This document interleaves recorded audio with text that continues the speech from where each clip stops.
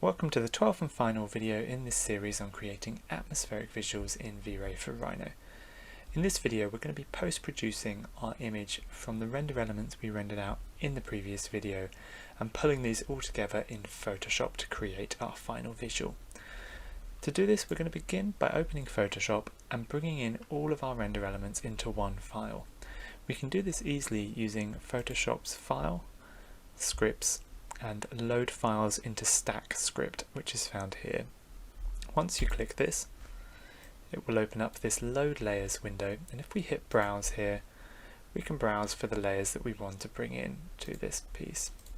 So I'm just going to locate those render elements we have here, select all of them, just holding the Shift key to select them all, and hit OK there.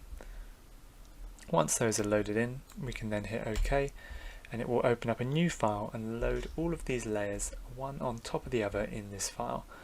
And this allows us to keep all the layers stacked up but create a brand new file from the render elements we produced. Now I have these, we're going to just open up this layers panel so we can see it a bit bigger here, and we're going to just begin by grouping these together in a folder, and we'll call this elements.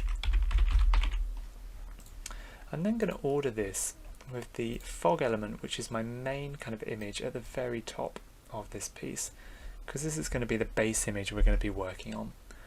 All of my light passes here, which if we turn these off you can see are the individual lights that have rendered out using that light mix render element. We're going to put in a folder as well, these ones here, and call them lights. The rest I'm just going to hover below that fog piece for now as well.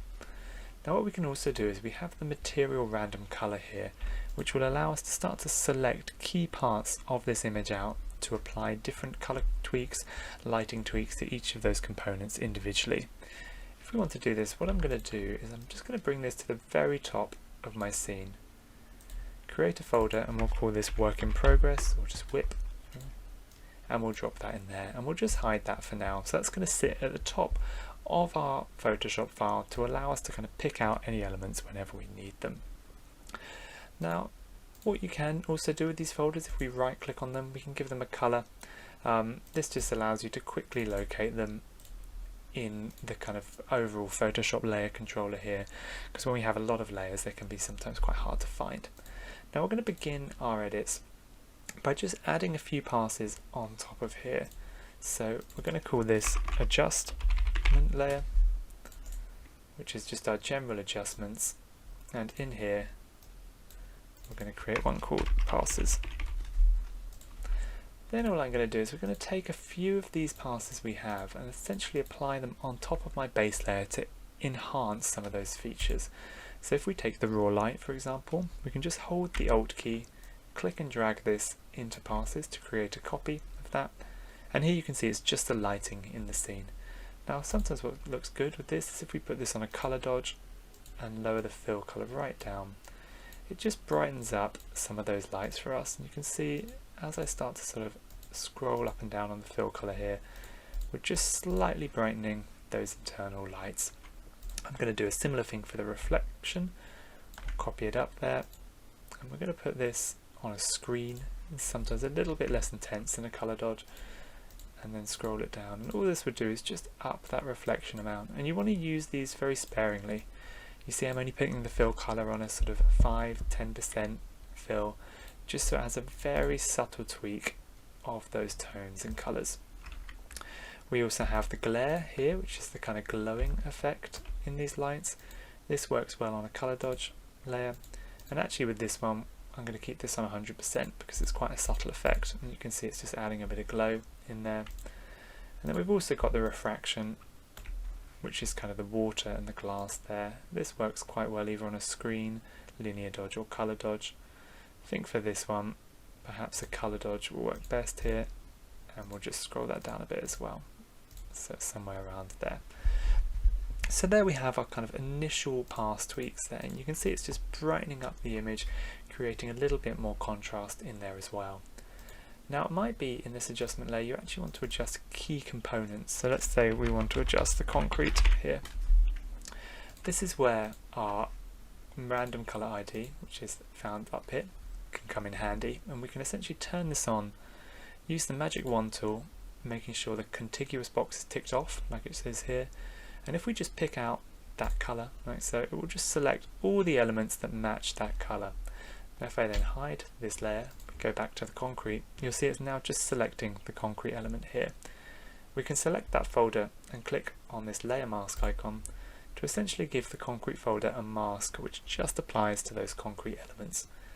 Now if we say we want to just up the reflection of that concrete, I could copy my reflection class in there, put it back on a screen for example, and then we could kind of play around with that value, and it's just affecting that concrete layer like so.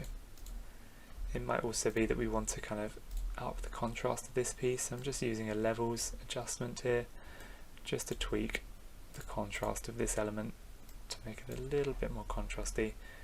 I might also want to kind of play around with the reflection on the water as well, so we can do the same with the water to picking out the colour from my material random colour at the top, adding it to the water, and then let's put a reflection in there as well just to increase the intensity of this water reflection. Perhaps on this I'm going to put it on a colour dodge, but we're going to lower it down a bit as well just so we've got slightly brighter reflections there.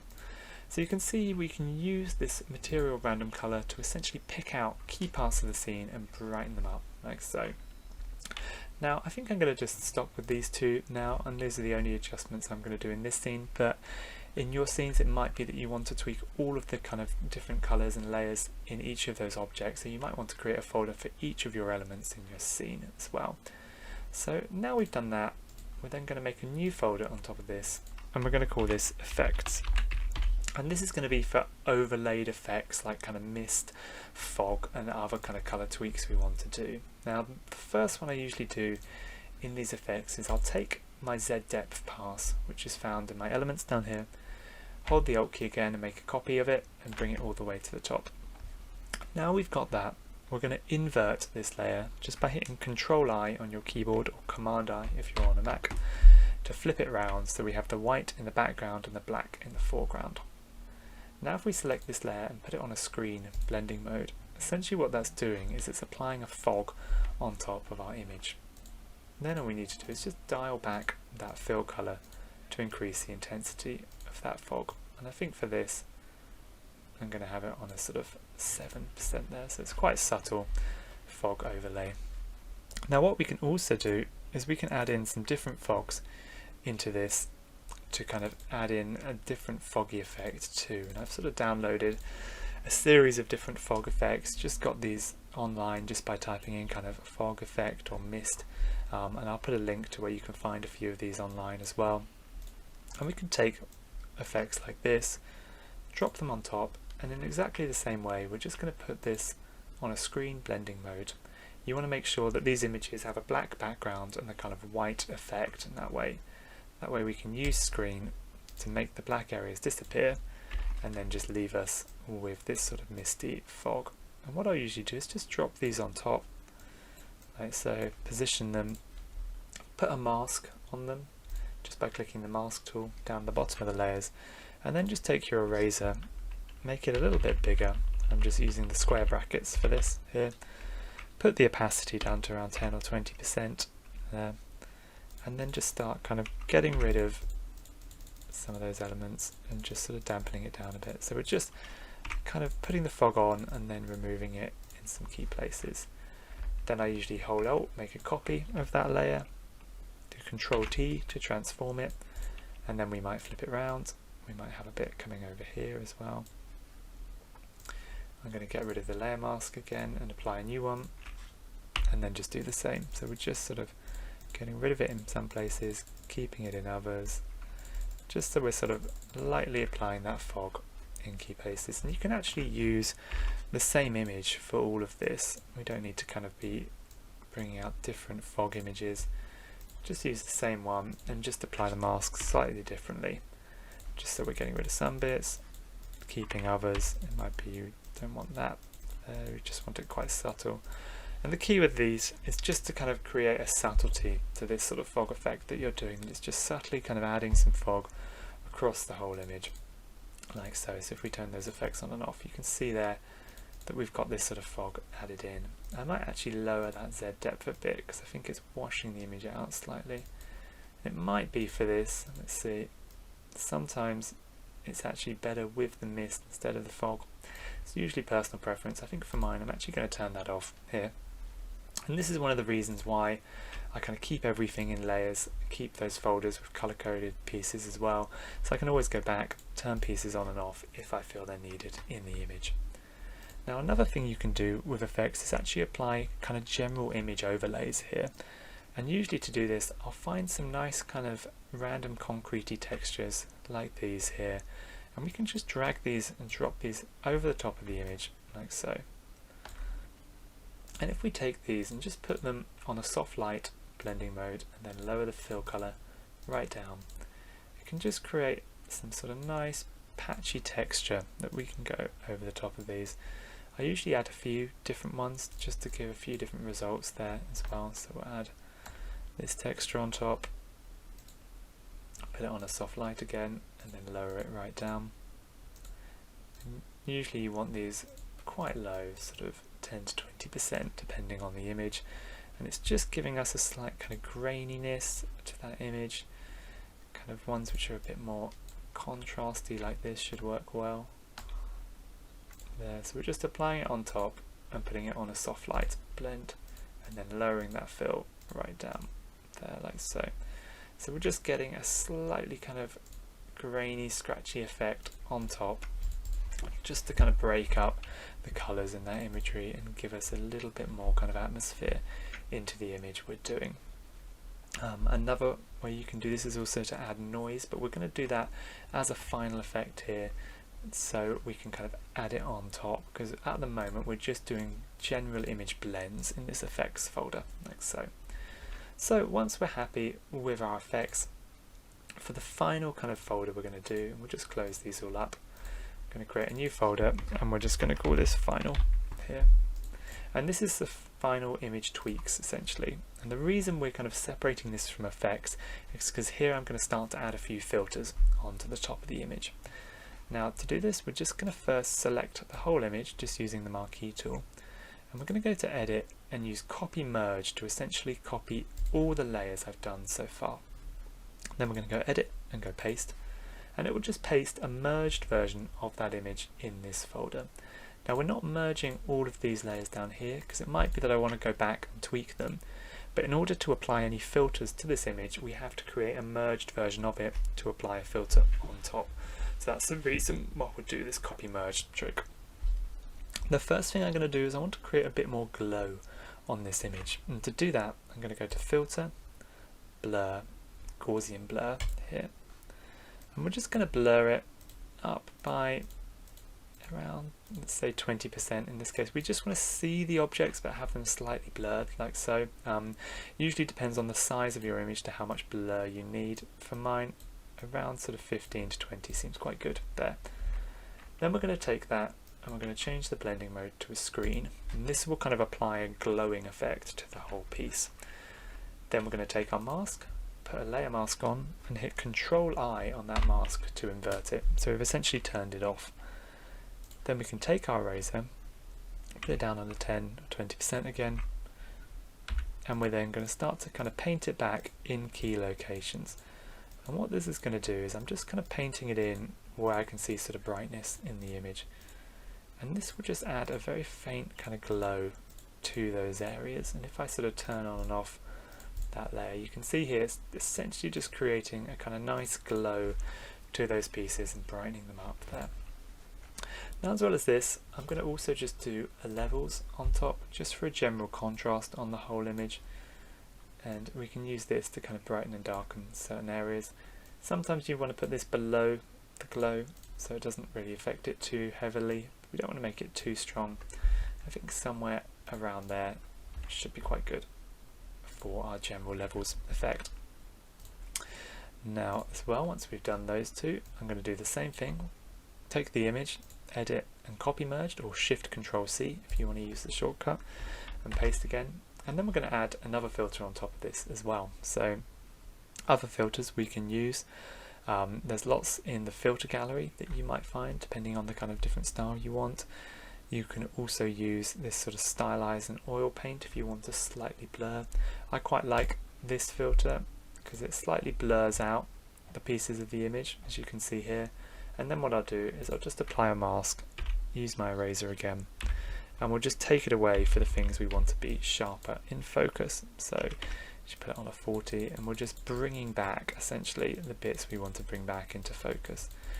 It's a quite nice filter to use to essentially sort of subtly blur things in the image without making it too hazy.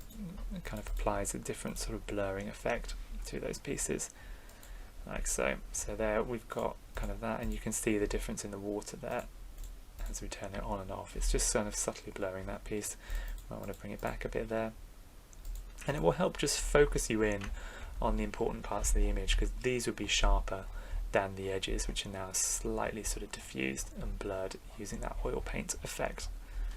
Another one we can add in is a noise, so we can kind of copy merge again. I'm just using the shortcut this time, pasting it on top, filter and noise, add noise. Usually you want this quite low. I usually put it on 12 and then I'll just lower the fill color right down, just so it's giving me a kind of little bit of grain on top. And these are just kind of stylistic tweaks. It might be for yours you don't really want a noise effect on, or you might want it. It's kind of personal preference really.